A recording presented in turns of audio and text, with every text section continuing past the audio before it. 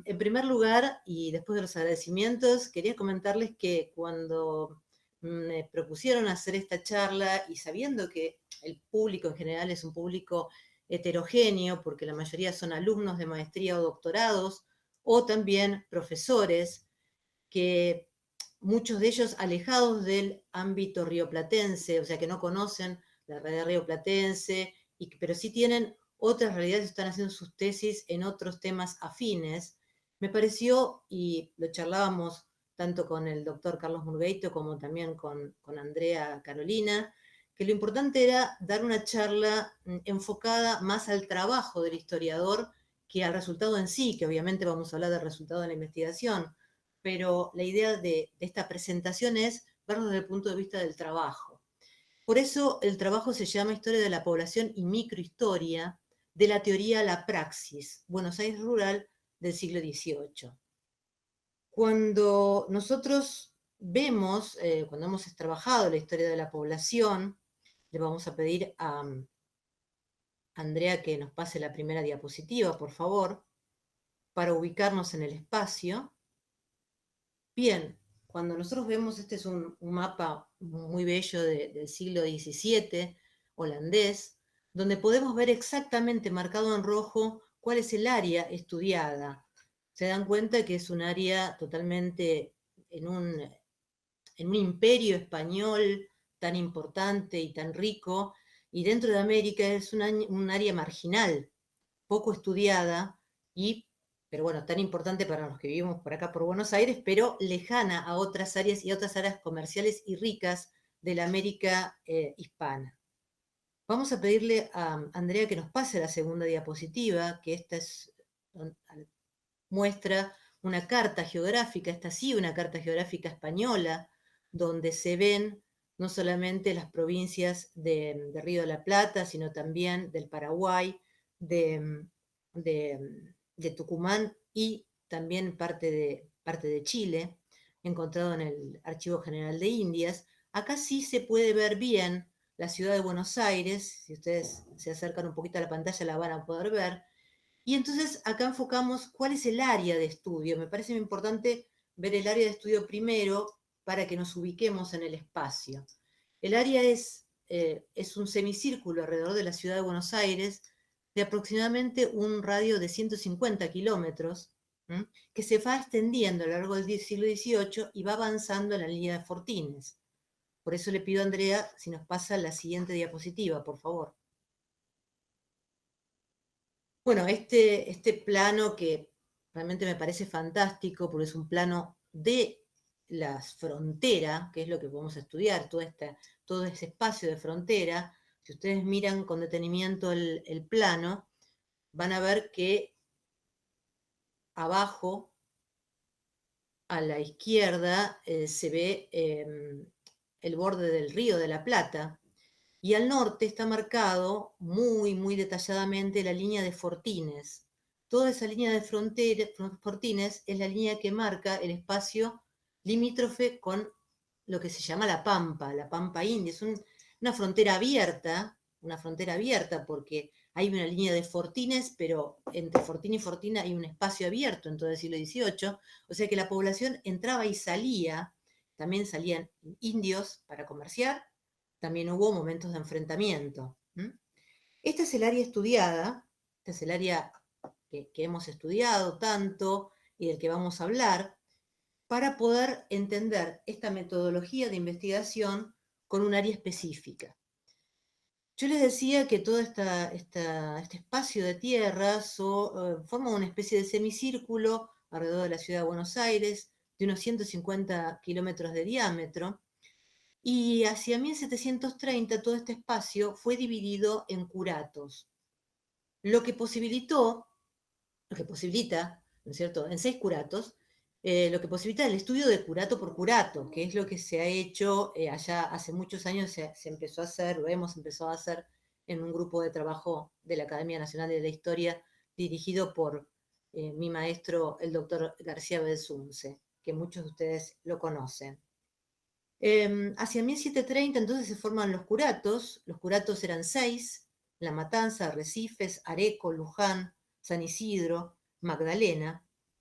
Personalmente he estudiado 2 de esos curatos en profundidad, el curato de La Matanza y Arrecifes, que corresponden a un 25% de la población de la campaña de Buenos Aires o de la Buenos Aires rural. Calculemos que hemos calculado más o menos la población hacia mediados de siglo de toda esta área era de 6.000 personas. Pasamos a la siguiente diapositiva, Andrea, por favor. Ahora bien, el tema de esta ponencia es la historia de la población y la microhistoria, y en principio cuando hablamos de estos dos temas, vemos, o sea, se ha hablado mucho de la historia demográfica hoy por hoy preferimos hablar de historia de la población porque se ha avanzado en el estudio, no solamente de la pirámide poblacional o del movimiento de la población, sino se ha detallado mucho más, se puede detallar mucho más cómo es esa historia de la gente común, del anónimo, de la persona anónima. Lo mismo que en la microhistoria. Por eso vamos a ir tratando de develar cómo se puede compaginar o cómo se ha compaginado o cómo he podido compaginar estas dos metodologías. Pedimos por favor a Andrea que pase la siguiente diapositiva.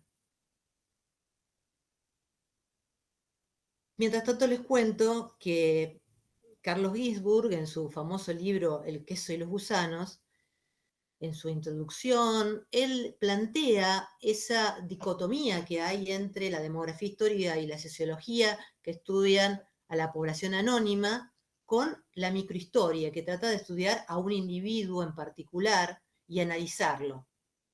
Los límites de la microhistoria, cómo a partir de la microhistoria se puede reconstruir estos personajes, esta población anónima. ¿Mm?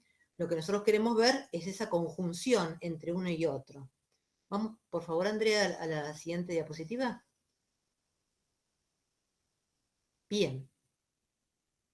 Vamos a empezar primero por la historia de la población. Nosotros preferimos siempre hablar de historia de la población, les decía, porque no solamente se estudia, no es solamente un estudio demográfico, sino que se va más allá. Ahora vamos a ver a qué nos referimos cuando hablamos de más allá. Hablamos de fuentes demográficas y fuentes no demográficas. En toda historia de la población, esas son las bases, la base para el estudio. Primero, las fuentes demográficas, hay 2 tipos de fuentes. Una que son las listas nominativas, listas de nombres, que pueden ser censos, pueden ser listas de hacendados, pueden ser eh, padrones, pueden ser padrones parciales, padrones de un lugar específico. Son fotografías que se toman en un momento determinado de la población. En un momento determinado hay un censo y no queda esa fotografía de la población de un lugar. Por supuesto que una fotografía bastante particular, porque estos censos, estos padrones del siglo XVIII, se empezaban a hacer a lo mejor en uno de los pagos, en uno de los curatos, y para llegar al otro pasaban meses, incluso hasta en el padrón de 1744 se ha pasado un año entre una parte y otra parte del padrón, lo que hacía que la gente durante ese año se moviera dentro del territorio de la campaña y fuera también, entonces que esa imagen que nos da, esa foto, sea borrosa. Hay varias fuentes demográficas que hemos estudiado, eh, que son muy importantes, los padrones de 1726, el de 1730, el de 1738, el de 1744. La siguen el de 1778. Y también padrones locales, pequeños padroncitos, o de ciudades, de regiones, o de por ejemplo, la reducción de varadero o la ciudad de Merlo, o sea, son pequeños padrones que se pueden agregar, o listas, yo les decía, la lista de las familias que habitan en Salto de Arrecifes, que es una ciudad limítrofe y de avanzada con el Indio, el norte. Entonces, hay por un lado fuentes demográficas, que son las listas nominativas, pero también hay otras fuentes demográficas que son los que nosotros llamamos registros vitales. ¿Cuáles son estos registros vitales? Las actas. En este caso, en el siglo XVIII, actas parroquiales de nacimiento, de matrimonio y de defunción. Cuando nosotros hacemos el análisis entre las fuentes demográficas que nos muestran esa foto de esa imagen, que serían estas listas nominativas, y las fuentes demográficas que muestran el movimiento de la población, nacimientos, casamientos y defunciones, esa combinación nos ayuda para poder entender cómo es la población de un determinado territorio. Ahora bien, estamos en el siglo XVIII, por lo tanto son fuentes protoestadísticas. Quiere decir que estas fuentes se han elaborado con un fin. El fin podía ser o llevar gente a vivir a Montevideo o para recolectar dinero para un objetivo particular o simplemente para mover la población. Entonces, es muy importante saber cuál es el fin de estas fuentes. Y vemos, tanto en las fuentes, en las listas nominativas como en los registros vitales, que hay muchos errores. Por eso hablamos de fuentes protoestadísticas, porque no hay una conciencia de estadística comparativa como los censos modernos. Entonces, por un estudio de época protoestadística, es muy importante acercarnos a otro tipo de fuentes. ¿Para qué? Para complementar, porque necesitamos completar esta población. Para que ustedes tengan una idea, el padrón de 1726 para el área estudiada es un padrón que no incluye a la gente de servicio, no incluye a los esclavos, no incluye a encomiendas, a la encomienda de Regui, por ejemplo. Entonces, hay muchos vacíos de información que deben ser completados con otras fuentes. Por eso hablamos de fuentes no demográficas, fuentes complementarias, que pueden ser fuentes como actas de cabildo, fuentes que pueden ser como sucesiones, fuentes que se llaman acá en el Río de la Plata, hay una fuente que es riquísima, que se llama Comandancia de Fronteras, que es toda la correspondencia que hay desde el centro de Buenos Aires hasta a estos fuertes que vimos en la primera imagen, y de vuelta. Entonces eso nos da información de la población, y también, incluso dentro de esta Comandancia de Fronteras, encontramos muchas listas nominativas, listas de nombres, listas, por ejemplo, que cuentan impuestos en algún momento determinado, o cabezas de ganado. Entonces, todas estas fuentes nos sirven para ir completando este abanico de información para poder reconstruir esta, esta rompecabezas que es poder conocer a la gente común, ¿no? Por eso le voy a pedir a Andrea que siga con la siguiente diapositiva.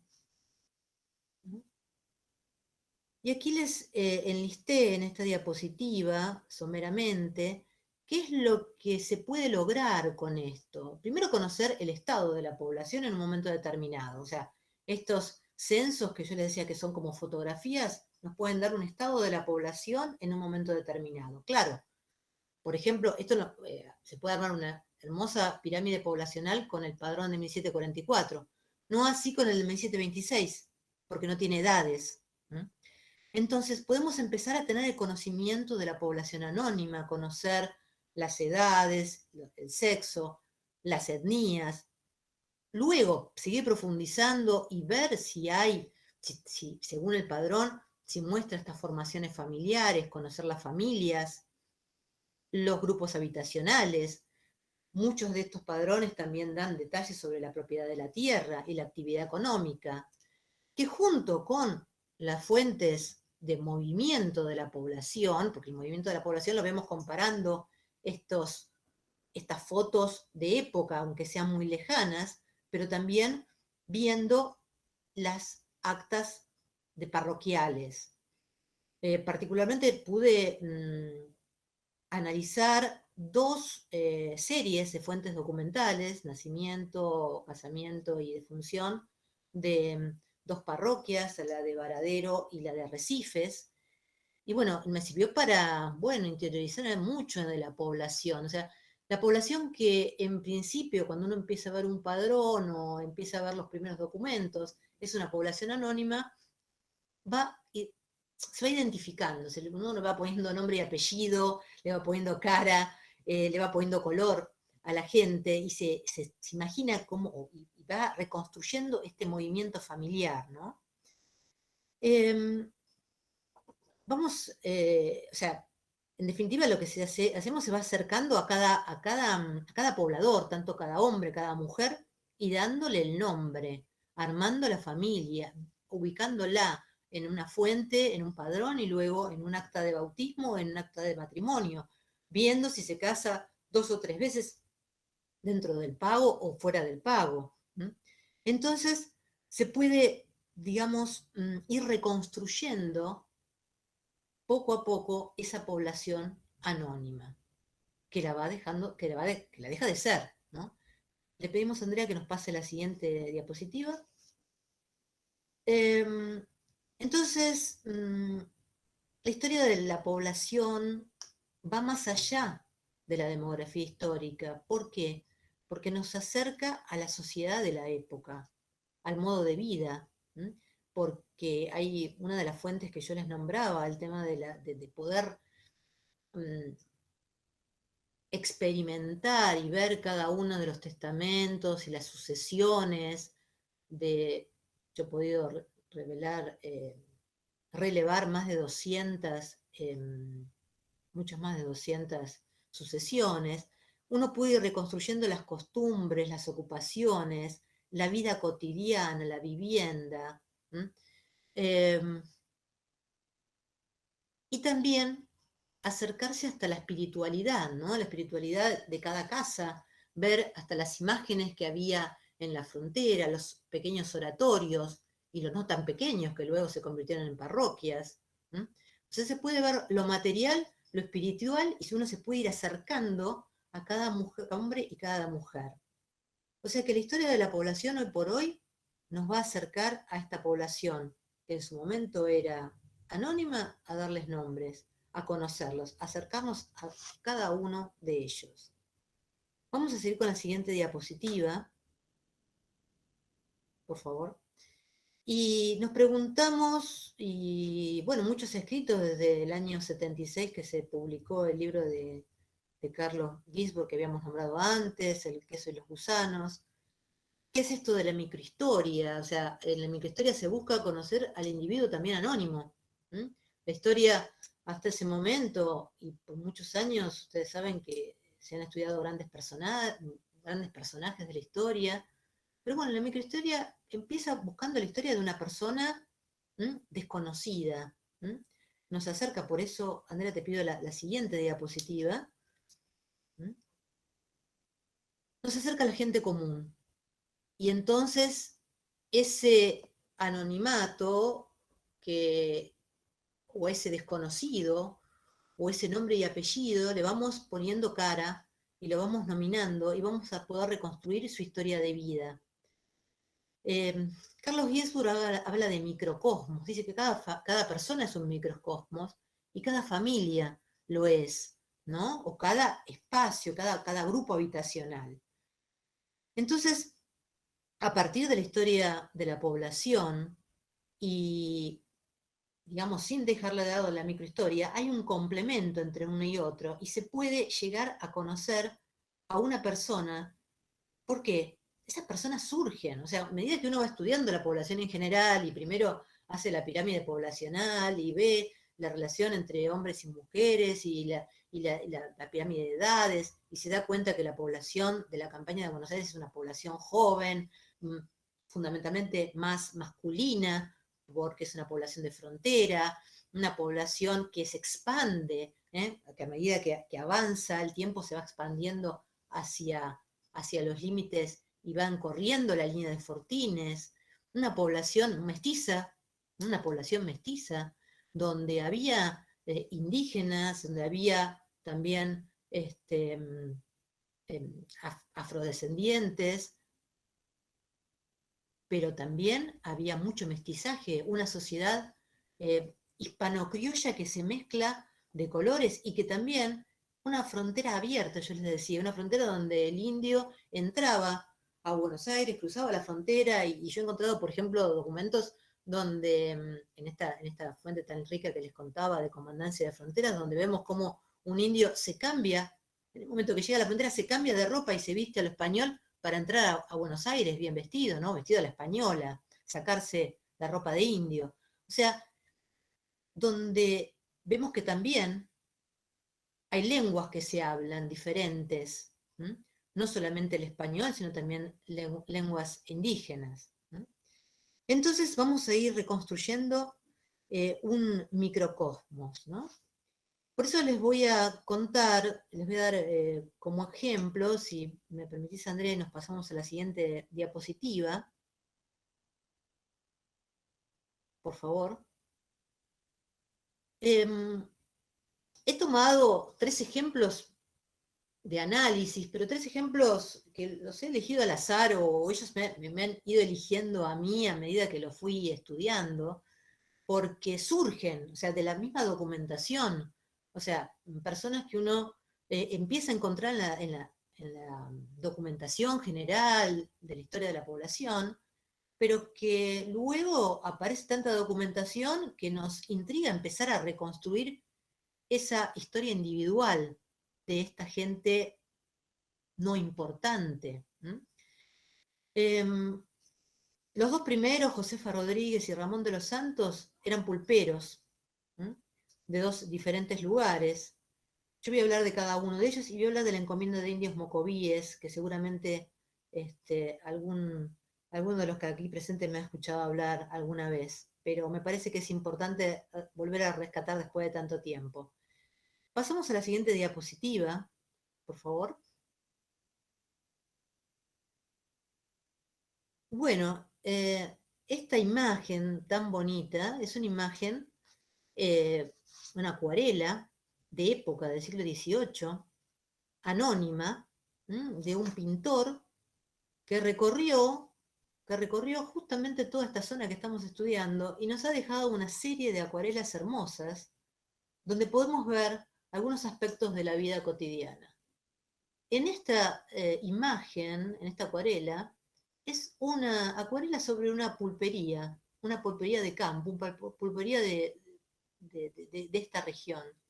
Y esta mujer bien podría ser esta Josefa Rodríguez, ¿no? De la que hablábamos. Por eso me parece importante la imagen, para darnos cuenta cómo era esa pulpería de campo. Me he podido acercar a Josefa Rodríguez y reconstruir su historia. Si ustedes ven, Josefa Rodríguez podía hacer muy bien esta pulpera. Aparece un hombre, un paisano, que está ensillando o desensillando el caballo, no sabemos, y aparece una bandera roja en la puerta de la pulpería. Eso significaba que había carne fresca para vender. O sea, son imágenes que nos dan la idea de qué es lo que pasa en esta pulpería. Luego, una carpa con carne que podía ser la misma carne que se iba a vender, y un rancho en el fondo. Bueno, Josefa Rodríguez, yo me pude ir acercando a la vida de Josefa Rodríguez a partir de la documentación, porque sabemos que es asturiana, que va a vivir al límite de ranchos, ranchos que daban en el límite del pago de la matanza. Josefa Rodríguez ocupa tierras realengas, o sea, ni siquiera son tierras propias, sino que avanza y forma en esas tierras realengas y en cruces de caminos una pulpería. Generalmente las pulperías se hacían en cruces de caminos. Y donde, bueno, ella, junto con su marido y sus hijos, Josefa tuvo 10 hijos, armaron esa pulpería, y no solamente en la pulpería vendían, en este caso carne, bebidas, yerba, ropa, telas, sino también ella misma tenía en la pulpería a Taona, O sea, también procesaba alimentos, hacía pan seguramente y lo vendía en su pulpería. Hay todo un expediente donde habla toda la historia de Josefa y podemos ver, bueno, primero la ocupación de la tierra, cómo se ocupaba la tierra y luego se pedía, porque recién cuando muere Josefa, su marido pide la tierra que ya estaba ocupada.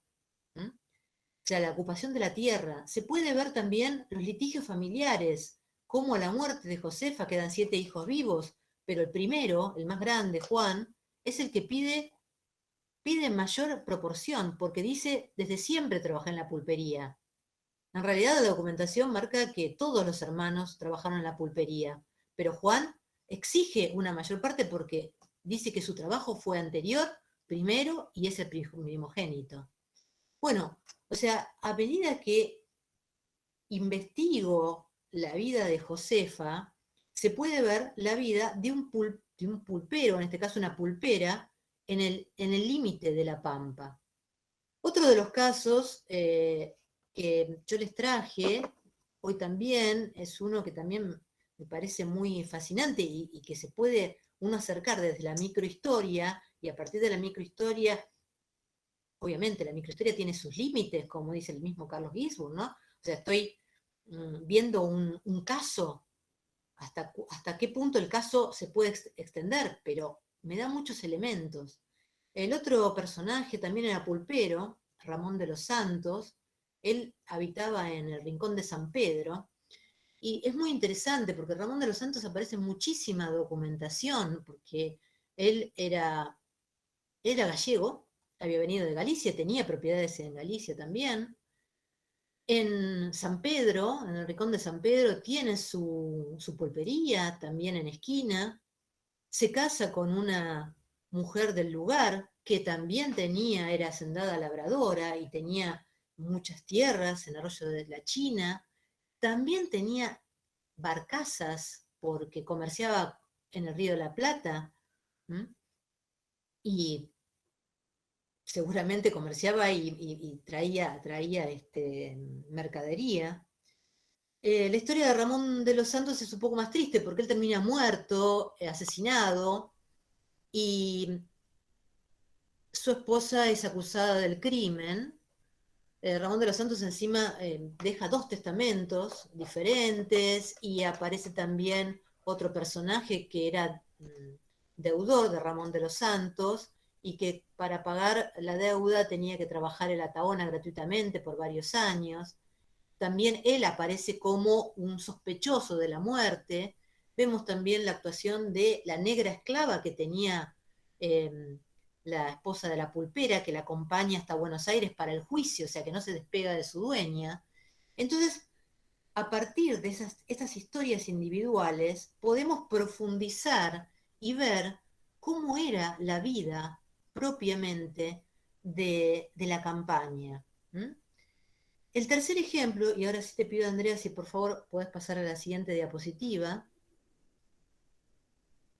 Esta imagen es una imagen, bueno, esta es mucho más conocida por todos acá en el Río de la Plata, es el padre Florián Pauque, jesuita, que también dejó muchísimos dibujos de la vida cotidiana del siglo XVIII. Y es una imagen de los indios mocovíes, o sea, Pauque hace su camino al norte y va dejando imágenes también de indios, porque una de las cuestiones que yo les contaba, cómo se puede ir armando ese microcosmos, es cuando empieza a aparecer en la documentación. Hace muchos años atrás, analizando un padrón, el padrón de 1744, para la matanza, me encontré con una encomienda, según dice exactamente el padrón, encomienda de indios mocovíes. Claro, cuando vi eso en medio de la matanza, dije, ¿y esto qué es? Bueno, lo primero que hice fue preguntarle a mis maestros, que me dijeron en ese momento, no, no puede ser, debe ser una confusión del empadronador, no puede haber indios mocovíes en La Matanza, pero que ustedes, si los que conocen Buenos Aires, sabrán que La Matanza hoy es un gran partido del conurbano bonaerense, pero en aquella época llegaba hasta lo que es la actual Floresta, o sea, parte de la ciudad de Buenos Aires era también La Matanza. Entonces, a partir de ese hallazgo y la intriga de empezar porque yo pensaba, no puede ser que alguien se confunda y ponga la palabra Mocoví con el peso que tiene en el territorio. Empezar a reconstruir la historia de esta encomienda y poder reconstruirla y ver qué pasaba en el Chaco a fines del siglo XVII, principios del XVIII, cómo se forma una encomienda de indios mocovíes, malbaláes mocovíes, eh, son dos etnias diferentes de la misma lengua que es el guaycurú, y cómo fueron dados a este encomendador, a Rey, y traídos desde el Chaco, o sea, desde el norte de la Argentina, hacia Buenos Aires, caminando, 170 indios, ¿m? Una rebelión en la mitad, donde matan a la mayoría, quedan viejas, mujeres y menores de 14 años, llegan al Río de la Plata, se instalan. Eh, Todo esto lo pude ir reconstruyendo gracias a los cronistas, cronistas del Chaco, cronistas, también tuve la suerte de encontrar una monja, sí, una monja, Sor María Rosa, que llega a Buenos Aires en 1712 y va con sus hermanas, con un grupito de hermanas, va a pasar 15 días a la chacra de Regui. Y entonces se encuentra con esa encomienda, ve a los indios, ve a los dos franciscanos que los evangelizaban, y justo en el momento que llega, que está la monja, lo relata, llega otro grupo de indios, indios ojotaes, que yo en su momento encontré que salían del Chaco, pero decía, ¿habrán llegado caminando los ojotaes hasta La Matanza? Bueno, sí llegaron porque Sor María Rosa nos da testimonio de eso. Entonces se empieza a reconstruir la historia de este, sí, microcosmos, donde se ve quiénes son los que visitaban la encomienda, cómo vivían en esa encomienda, cómo también en el año 1713 la viruela afecta la encomienda y mueren 80 de estos indiecitos. Entonces uno puede ir armando esta historia del microcosmos y bueno, y conocer, porque hasta ese momento sí, se hablaba mucho de la reducción de los indios quilmes, también de la extradición de los indios quilmes desde el Tucumán al actual Quilmes, pero no de los malvadaes mocovíes o jotaes a la matanza. Entonces, uno va trabajando paralelamente, empieza con la historia de la población, pero definitivamente esta historia de la población va a dar documentación para poder ver casos particulares. Casos particulares que empiezan a tener nombre, que empiezan a tener apellido, que empiezan a formarse y microcosmos que uno puede ir reconstruyendo. Por favor, Andrea, ¿nos podés pasar la siguiente diapositiva? Este también es una imagen del padre Florian Pauque, que también me encanta y la puedo usar como tapa de un libro, que es una imagen de un fortín de esa época, del siglo XVIII, en la campaña de Buenos Aires, donde evidentemente Pauque nos muestra el enfrentamiento entre españoles e indios, pero también nos muestra la vida en el fuerte. Fuertes muy rústicos, fuertes donde eran utilizados por el alcalde de la hermandad para retener a los presos, pero presos que se escapaban a la noche por el techo del fortín. O sea, todo esto lo encontramos en las fuentes.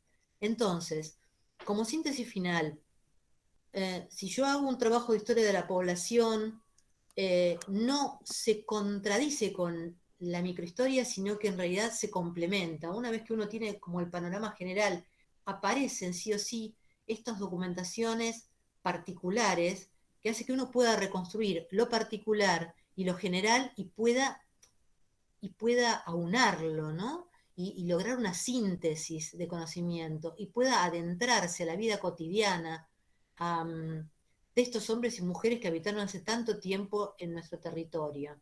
Entonces,